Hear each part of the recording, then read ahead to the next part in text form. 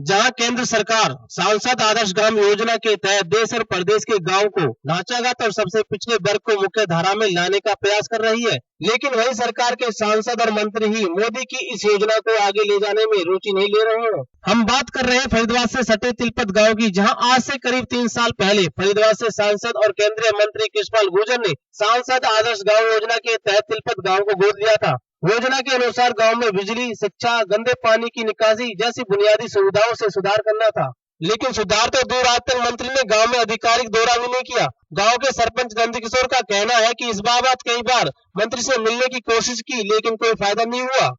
मंत्री जी ने जब गांव को गोद लिया था तो हॉस्पिटल, स्टेडियम, स्कूल, पशु हॉस्पिटल, कॉलेज, सीवर, सड़क, पानी, बिजली, इन सब के लिए वादे किए थे, लेकिन उनमें से कोई भी काम आज तक पूरा नहीं हुआ, ना ही शुरुआत हुई है।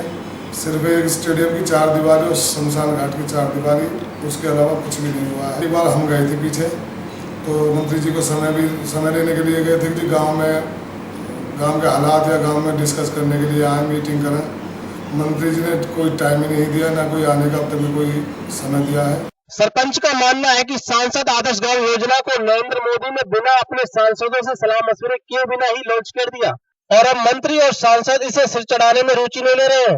तिलपत के सरपंच नंदकिशोर का मानना है कि इस तरह की योजना में अगर ग्राम पंचायत की भागीदारी रहेगी तो ज्यादा लाभ हो सकता है।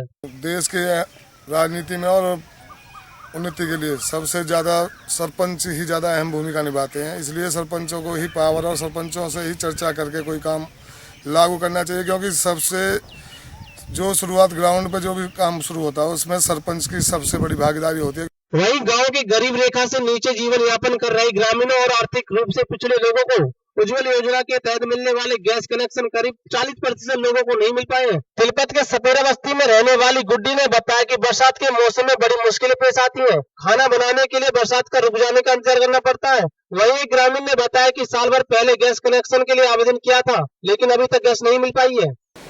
ये गैस के लिए फॉर्म भर रखा है, मिलेगा गैस, अभी मिला नहीं। जो खाना वाना आप बनाते हो किस तरीके से, अब कैसे कैसे अपना गुजारा कर रहे हो? अब तो चूल्हे को बनाते हैं, कच्चे चूल्हे को, मिट्टी का चूल्हा है जो इस पे बनाते हैं। बरसात आ जाएगी, ईंधन सारा भीग जाएगा, फिर उसमें कैसे काम चलेगा आप लोगों का?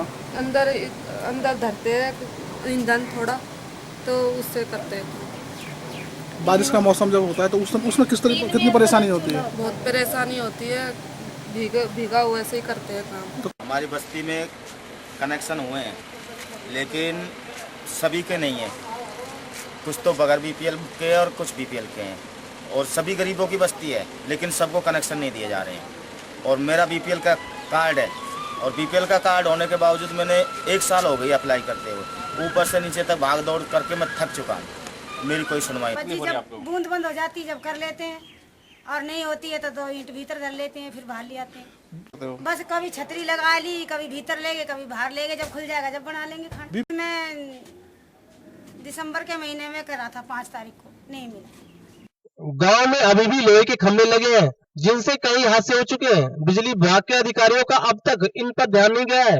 शायद बिजली विभाग को किसी बड़े हादसे का इंतजार है। कुछ इस तरह की हालत गांव की सफाई व्यवस्था और स्वास्थ्य सेवाओं की भी है।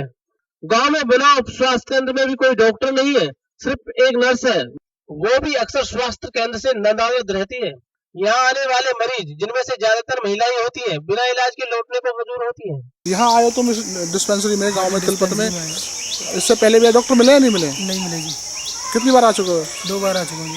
अच्छा, किस तरह की परेशानी थी जो आप दिखाने के लिए आए? ये इस तरह दर्द वगैरह हो रहा था ना, इस तरह में। तो डॉक्टर मिलते हैं नहीं मिलते हैं? जी कभी 11 बजे बैठते हैं, कभी 12 बजे, कभी कभी मिल जाते, कभी नहीं मिलते हैं। दिक्कत का सब रेडी लेकर जाते, देख रहे पेंट हाफ में, और 7 साल है सब्जी लगा देगी, तब से परेशान। ये पानी भरा हुआ है रोड में, अभी तो भरो ये बरसा निकासी है ही नहीं। सांसद ने गोद ले रखा है गांव को, विकास कार्य होने थे, क्या हुआ? तो अपने लड़का गोद ले रखो, हमें लगा, हमें कहाँ गोद ले रखो, गांव को गोद ले रखा। हाँ गोद देख रहे सब। गांव के हालात और मंत्री का रवैया देखकर लगता है कि मंत्री का सांसद आदर्श गांव योजना से कोई सरोकार नहीं है। मोदी ने जबरदस्ती इस योजना को बिना होमवर्क और सांसद से सलाह मशवरा किए बिना ही धरातल पर उतारने की कोशिश की है, जबकि सांसद आदर्श गांव योजना के तहत तिलपत गांव और ग्रामीणों को कोई भी लाभ नहीं हुआ है। जबकि जिला प्रशासन ने इस योजना के लिए बड़े बड़े अधिकारियों को जिम्मेदारी सौंप रखी है।